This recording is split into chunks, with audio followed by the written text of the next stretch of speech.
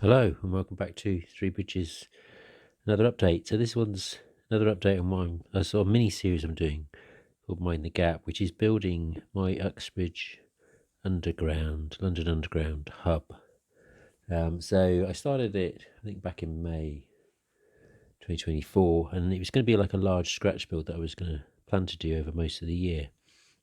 So if you're not familiar with my channel, I'm building a loft layout, and it's basically being created around a number of sort of stations and railway journeys and that have happened throughout my life. So I spent about 7 years of my life at Uxbridge, which is on the outskirts of London, and it's sort of at the end of the underground line. And so it seemed sensible to have Uxbridge on my layout. I've got quite a few underground trains, and obviously I don't have a fiddle yard on my layout, so I decided to make Uxbridge a sort of a underground hub. So if I can try and show you what I mean.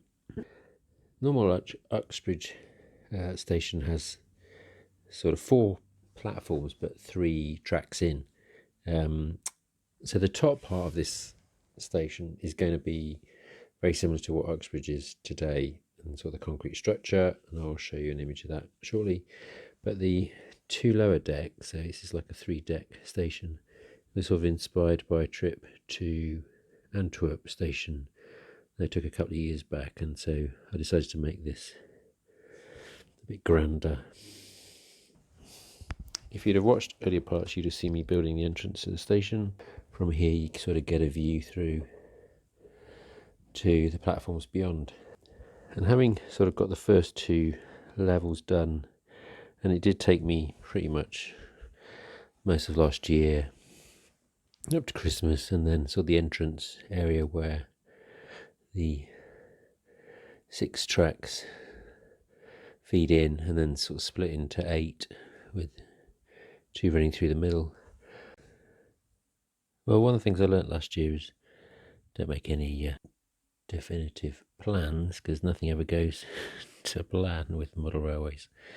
So I'm just going to record this and document it as the build goes along. Got no idea how long it'll take, but I'll just share and update the progress. So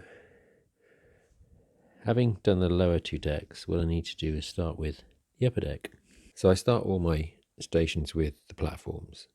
So this is where platforms are going to sit. So obviously you've got the wires in for the lighting for the lower level, so I need to build the platforms over the wire and allow for that. So I'll go out to the garage and show you how I sort of built the wooden frame support structure for the platforms.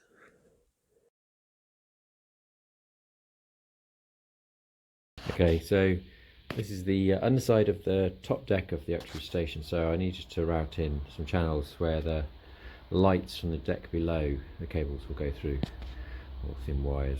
It's not as clean as routing, but I do have a sort of chunky one, not a little handheld one. So anyway, the important bit, they're all done, so I can get this painted up. And okay, so having routed out the channels for the wires, I've basically glued the 6 pieces of wood together to make a continuous sort of O-frame, and that will then sit on top here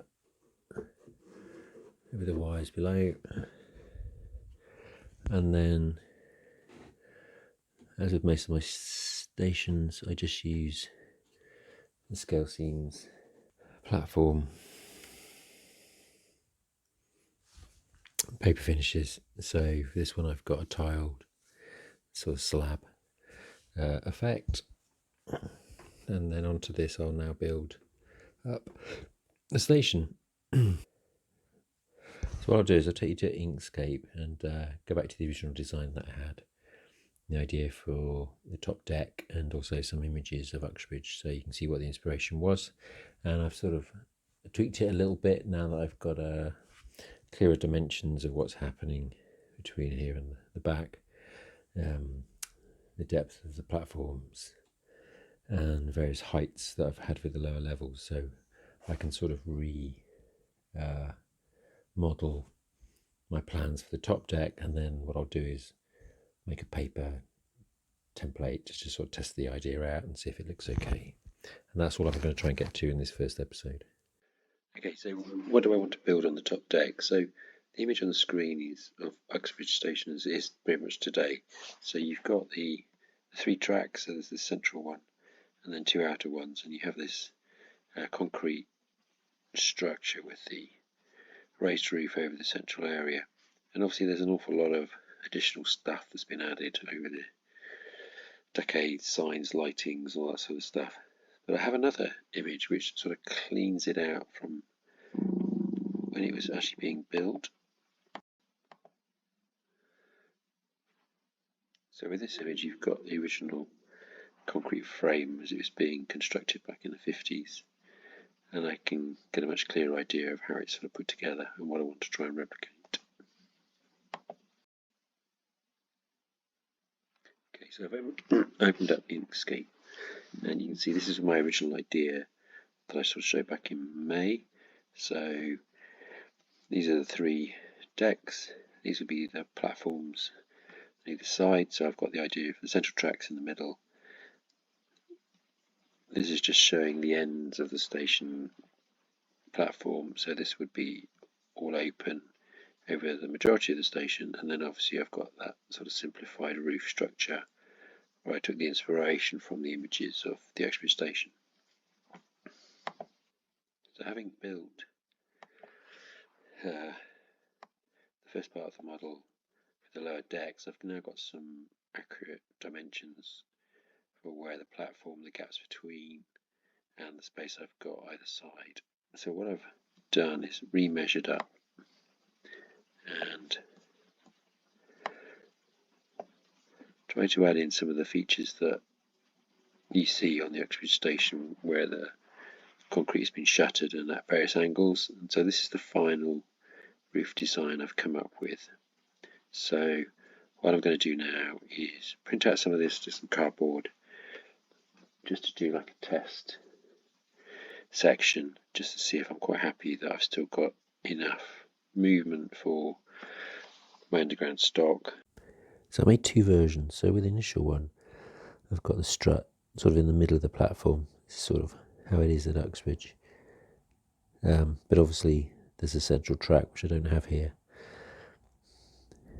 And then I tried a second version where the struts come to the end of the sort of the central atrium. I think that one looks better. So what I'm going to do, if I go back to the image of how the station's built, you can basically see that there's a series of about 6 of these sort of double span structures, and so I'm going to make up one of these first.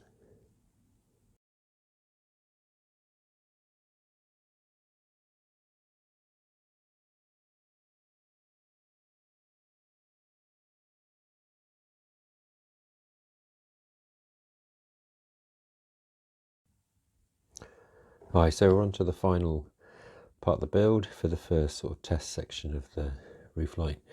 So if you saw from the images, I sort of drew up in Inkscape the 2 shapes and then a few parts to join the 2 sections together. What I didn't really think about was some guidelines as to where these connecting parts needed to join onto the 2 sides. So I basically eyeballed the first one, and I've used the Gorilla Glue. I normally use just a standard PVA hobby glue for most of the builds I do, but the Gorilla Glue grabs really, and it sort of sets quite firm in a couple of minutes, which allows you to put this construction together quite quickly. So what I'll do is go back to the Inkscape, mark up some points where I know these positions need to come in. So I've got some guidelines for the next one I build.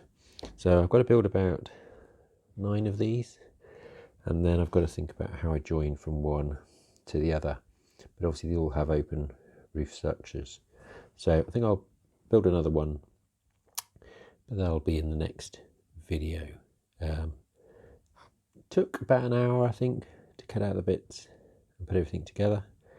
which is not too bad. And as there's always plenty to watch on YouTube with other modelers, and really pleased to see a few of my favourite modelers from last year who've sort of been away for a while have been back. So great to see Mark at Hemel Down and Hyde Parkway back again, and also good to see David's progress at Horsey Railway.